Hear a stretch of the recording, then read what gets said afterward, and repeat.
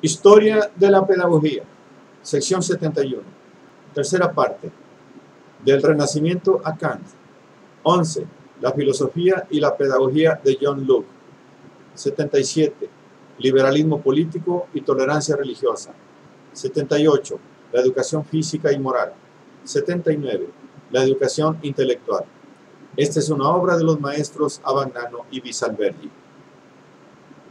77. Liberalismo político y tolerancia religiosa.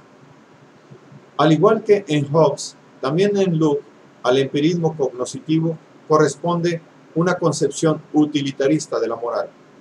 Sin embargo, se trata de un utilitarismo moderado y prudente, concorde con el planteamiento general de su filosofía. Es ley natural que el hombre busque la felicidad y rehúya el sufrimiento. Como se ha visto, no existen leyes morales innatas y solo por la experiencia aprende el hombre a prever las consecuencias de sus actos y a actuar según la razón. Así llega a reconocer la existencia de tres tipos fundamentales de leyes por referencia a las cuales se puede juzgar la moralidad. Esto es, la utilidad real de una acción, las leyes divinas, las leyes civiles y las leyes de la opinión pública. Una acción se califica específicamente como virtuosa o viciosa según la base de estas últimas. Locke atribuye la máxima importancia a los usos sociales y al natural afán de aprobación y estima que mueve a los hombres. De esa forma, el utilitarismo de Locke establece una estrecha conexión entre la felicidad del individuo y la utilidad general. Este mismo planteamiento optimista sirve de base al pensamiento político de Locke. Hobbes había concebido el derecho natural como el derecho ilimitado de todos a todo, y por lo mismo había considerado la condición original del hombre como una guerra universal. En cambio, para Locke, el derecho natural de cada hombre está limitado por el derecho igual de los demás hombres, y por lo mismo descubre en el estado mismo de naturaleza la posibilidad de una ordenada y pacífica convivencia. El derecho del hombre está limitado a la propia persona y es, por consiguiente, derecho a la vida, a la libertad y a la propiedad en cuanto es fruto del propio trabajo. Estos fundamentales derechos inalienables suponen ulteriores derechos de defensa y justicia, es decir, que todos los hombres tienen derecho a defender la propia vida, libertad y propiedad y a castigar a quien atente contra ellas. Al delegarse en un poder soberano los derechos de defensa y justicia, dado que su ejercicio individual es incompatible con el orden y la paz sociales, surge el Estado. Por consiguiente, a diferencia de lo que sucede en Hobbes, el pacto social no anula los derechos originales de los hombres. Antes bien, como el Estado recibe su autoridad solo en virtud del mandato que se le confiere de defender y garantizar tales derechos, su poder no es absoluto, sino limitado, y no anula ni disminuye la libertad de los ciudadanos, sino que la conserva y acrece. Las leyes tienen como finalidad defender al individuo contra los abusos y las arbitrariedades. En el Estado, el poder supremo es el legislativo, ejercido por una asamblea representativa que tiene el deber de legislar en forma general y teniendo siempre presente el bien común. Incluso el rey está obligado a tutelar las leyes y a velar por su cumplimiento. Si así no lo hiciera, perdería su autoridad y en tal caso se justificaría una revolución, puesto que tendería a restablecer el orden perturbado por el monarca. Para evitar este peligro, el poder ejecutivo debe hallarse en otras manos que el legislativo. Dirige los asuntos internos y externos del Estado y juzga y castiga a quienes quebrantan las leyes. Locke aún no lo separa del poder judicial. Corolario lógico de la posición de Locke era el principio de la tolerancia religiosa. La religión queda comprendida dentro de los límites de la libertad de la persona, límites que se deben reconocer y respetar recíprocamente. El Estado, creado para garantizar los derechos originales del individuo, no puede inmiscuirse en cuestiones de religión. Por otra parte, la Iglesia es una libre sociedad de hombres espontáneamente unidos para servir a Dios, y por lo tanto no puede ejercer ninguna coacción, ni sobre quienes pertenecen a ella, ni sobre quienes están fuera. Por otra parte, ninguna fuerza coercitiva es útil a la religión, porque la fe no puede imponerse y la única arma legítima del creyente es la persuasión. En su obra, La conformidad del cristianismo con la razón, Locke mismo hace una apología del cristianismo sobre el fundamento de la tolerancia y la libertad de interpretación. No tenemos otra obligación que creer exclusivamente en lo que entendemos, y cada uno debe construirse por sí mismo la propia fe guiado por el Evangelio, en plena libertad de espíritu y con el respeto de la libertad ajena. 78. La educación física y moral. El pensamiento pedagógico de Locke está estrechamente conectado con su filosofía y su liberalismo político. Aboga por una educación apta para formar un gentleman, capaz de ser útil a sí mismo y a su patria en un clima de ordenada libertad y audaz iniciativa. Antes que por Locke, este aspecto esencialmente práctico de la educación había sido subrayado por su contemporáneo Juan Milton, 1608-1674, el gran poeta, autor del Paraíso Perdido, secretario de Cromwell, en el periodo de la lucha contra el absolutismo de los Estuardo. Milton compuso también un tratado sobre la educación, pero, además de una excesiva ambición enciclopédica, adolecía de la tradicional actitud humanística que atribuía la prioridad, incluso cronológica, al estudio de latín y tendía a enseñar todas las materias mediante la lectura directa de los clásicos. En Locke, el estudio de latín está relegado a un segundo plano. Se atiende más a la calidad que a la cantidad de la enseñanza y la formación del carácter se antepone a la intelectualidad.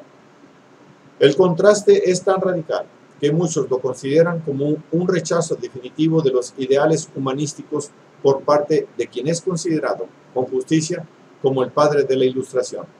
Pero en realidad, Locke no hace más que recoger y proseguir algunas de las exigencias más características de la renovación educativa humanístico-renacentista. En sus pensamientos sobre educación, donde refunde cartas realmente escritas a un su amigo que le pedía consejos sobre la educación que debía dar a su hijo, Locke trata sucesivamente de la educación física, moral e intelectual. Por lo que se refiere a la parte física, su ideal de endurecimiento, es decir, que debe hacerse al cuerpo apto para soportar fatigas y rigores, recuerda mucho al de Alberti. Pero cuanto a la educación del carácter, Locke había sido precedido por los mayores tratadistas y educadores del Renacimiento, también en lo tocante al papel sobresaliente que atribuye a los buenos hábitos precozmente adquiridos, al deseo de estimación y al sentimiento del honor. Por lo que se refiere a la educación intelectual, si bien aconseja otros medios diversos, el ideal lockeano sigue siendo genuinamente humanístico en cuanto quiere formar un intelecto ágil y capaz de enfrentarse a los problemas reales de la vida individual y asociada, es decir, capaz de autonomía de juicio. Incluso el tono aristocrático de la educación lockeana debe parangonarse a la análoga orientación humanística. A diferencia de los humanistas, Locke no tiene prejuicios de casta. Si se preocupa por exponer lo que debe ser la educación del caballero, lo hace porque, si bien comprende la necesidad de estimular en todas partes ese método de educación de la juventud, que, relativamente a las diversas condiciones, sea el más fácil, rápido e idóneo para producir hombres virtuosos, útiles y capaces en los diversos papeles que desempeñarán en la sociedad. Considera que, por el momento, la condición del noble es la que mayormente debe ser objeto de atención, porque una vez que los jóvenes pertenecientes a esta clase hayan sido rectamente dirigidos por su educación, no tardarán en hacer que los otros lo sigan e imiten su ejemplo. Locke prefiere la educación en el hogar, bajo la guía de un preceptor, a la que se imparte en las escuelas públicas. Pero esto se debe a su experiencia de las public school inglesas, como lugares donde reinaba la peor grosería de modales y de palabra. Es de creer que sus ideas hubieran sido muy diversas si hubiese tenido a su disposición una guiocosa. La idea de Locke es adquirir progresivamente un dominio completo del cuerpo y las pasiones hasta convertirlos en dóciles instrumentos de la razón. Hay exageración en sus consejos de exponer a los niños al frío y al calor y de acostumbrarlos desde muy pequeñitos a no ser caprichosos. pero en general tiene un concepto sano del desarrollo infantil, físico y mental. Por lo que se refiere a la educación moral, el núcleo del pensamiento de Luke debe interpretarse en el sentido de que hay que ser rígidos con el niño y obligarlo desde temprano a adquirir buenas costumbres, justo por la razón de que aún no tiene personalidad ni exigencias de autonomía. Solo de tal forma, al manifestarse estas, será posible respetarlas. De aquí su máxima famosa, que tanto fue criticada, sobre todo por Rousseau, de razonar con los niños, es decir, de tratarlos como seres racionales apenas fuera posible. De lo que se trata no es de propinarles razonamientos abstractos, sino de darles la sensación de que lo que hacéis es en vosotros razonable y para ellos útil y necesario, y que no les dais órdenes ni prohibiciones por capricho, pasión o fantasía. Luke cree que no hay virtud a que no pueda estimulárseles ni culpa de que no se les pueda apartar mediante la persuasión. Mas las razones, añade, deben ser propias para su edad e inteligencia y deben exponerse siempre con pocas y sencillas palabras. De ese modo, se pasa de un régimen de autoridad absoluta, del que el niño, por lo demás, no se da cuenta dada su poca edad, a la creación paulatina de relaciones fundadas en la confianza y la estima recíprocas. La apertura de la mente a la razón coincide con un progresivo encaminamiento hacia la libertad. El factor que garantiza el autodominio e impide que la libertad degenere en libertinaje es el deseo de ganar estimación, al que los niños son sensibilísimos, y el sentimiento del honor, merced al cual un simple reproche puede ser más eficaz que un castigo. En cuanto a las penas corporales, deben evitarse cuanto sea posible porque enseñan a someterse a la violencia antes que a la razón. 79. La educación intelectual. Luke considera el juego como un factor educativo de enorme importancia, y no solo como un ejercicio físico. El juego enseña a medir las propias fuerzas, a dominarse, a actuar con provecho sobre el mundo externo. Por último, puede ser fuente de enseñanzas intelectuales. Por ejemplo, los niños podrían aprender a leer jugando con cubos con las letras del alfabeto. Para Luke, el mayor atractivo del juego es la libertad. Observa justamente que el niño, como por los demás el hombre, aunque en medida mucho mayor, gusta de entregarse a actividades diversas, siempre y cuando no se trate de actividades obligatorias. Por consiguiente, llega al punto de afirmar, paradójicamente, que el juego debería ser obligatorio y el estudio libre, en la confianza de que el niño se aplicará a este de buena gana como a juego, sobre todo si se le concede como un premio por la constancia demostrada en sus juegos obligatorios. Tras esta aparente paradoja hay una seria admonición. El estudio debe organizarse de modo tal que le resulte natural, placentero y apto para satisfacer la curiosidad natural y los intereses del niño. Este criterio, junto con el de la utilidad real y la capacidad formativa de las nociones enseñadas, sirve de base al plan de estudios trazado por Luke. Se empieza por la lengua viva, se dan a leer libros fáciles e interesantes y muy pronto se inicia con método directo y sin reglas de ninguna clase el aprendizaje de una segunda lengua moderna, de preferencia el francés. Solo cuando el niño haya dominado suficientemente su lengua materna y una extranjera, se pasará al latín, que se enseñará también como se enseña el inglés, sin atormentar a los alumnos con las reglas. Luke considera aún el latín como una lengua cultural útil para su gentleman, mientras que el griego lo reserva para los pocos que querrán convertirse en doctos. Viceversa, su discípulo aprenderá historia, geografía, geometría, ciencias naturales y todas las otras ramas de la cultura que se refieren a cosas que los sentidos perciben y que, por lo tanto, le interesan. Proscripción, en cambio, de la retórica, la lógica y la metafísica, que no sirven para nada. Hablando y razonando en la lengua madre, se aprende a hablar y a razonar bien. Cuanto a la metafísica y a la filosofía natural, Luke las tiene en tan poca consideración que las acepta a manera de barniz que permite sostener una conversación.